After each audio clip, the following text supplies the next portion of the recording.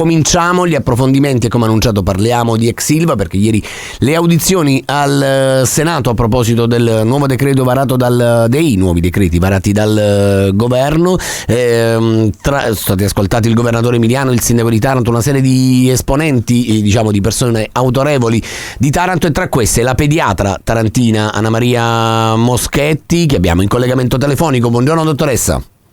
Buongiorno a voi.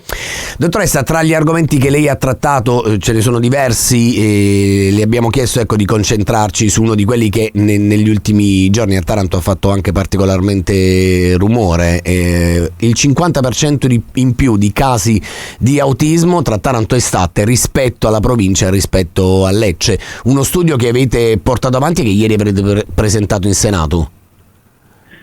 Sì, è stato pubblicato sulla rivista della letteratura scientifica, anche una rivista prestigiosa, nel Nature nel luglio dell'anno scorso. Questo studio è stato promosso dall'Ordine dei Medici di Taranto in collaborazione con l'Università di Trieste, il Dipartimento di Pediatria. E perché è stato fatto questo studio? Perché già nel 2018 l'Organizzazione Mondiale della Sanità comunicava in un suo documento sulla salute infantile e l'inquinamento dell'aria che esiste un crescente corpo di ricerca che suggerisce che l'esposizione prenatale e postnatale all'inquinamento atmosferico possono influenzare negativamente lo sviluppo neurologico e portare a risultati inferiori nei test cognitivi e influenzare lo sviluppo di disturbi come i disturbi dello spettro autistico. Questo diciamo a livello generale. A livello generale. Ok.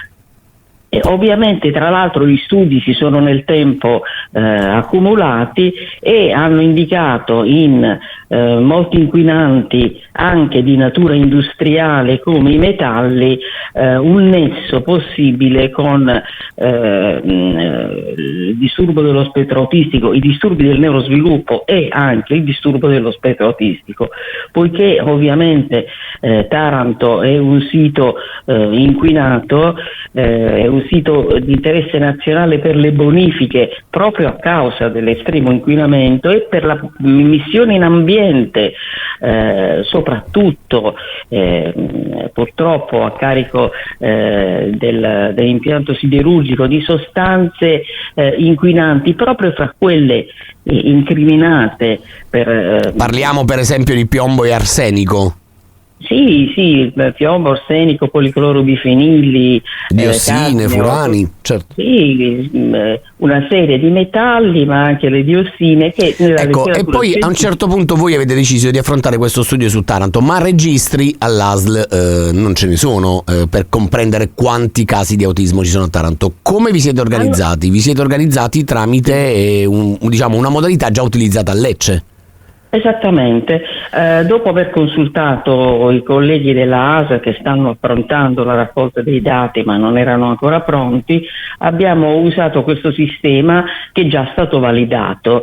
Abbiamo contato i bambini di Taranto e provincia fra 6 e 18 anni che hanno il supporto dell'insegnante di sostegno per la diagnosi di disturbo dello spettro autistico.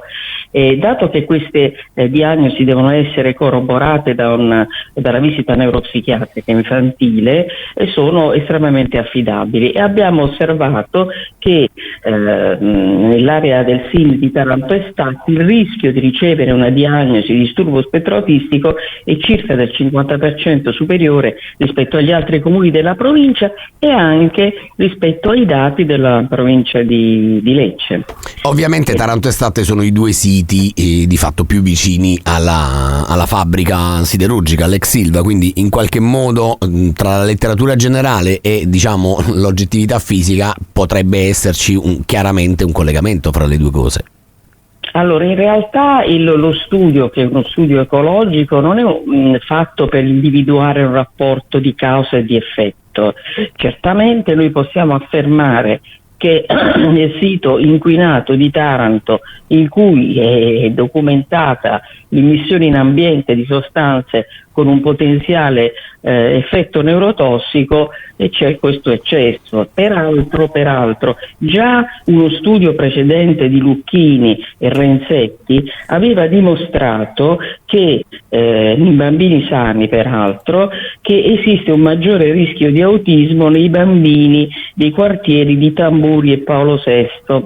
Loro inoltre avevano documentato un eccesso di eliminazione urinaria di arsenico nei bambini che vivono più vicini all'area industriale calcolata dal perimetro dell'ex Ilva, e l'arsenico urinario, i bambini che ne avevano di più, l'arsenico urinario ha mostrato un impatto sull'ansia, la depressione, anche l'aggressività, se non ricordo male. Esattamente, comportamento di rottura delle regole e un'associazione significativa con l'autismo, bambini sani.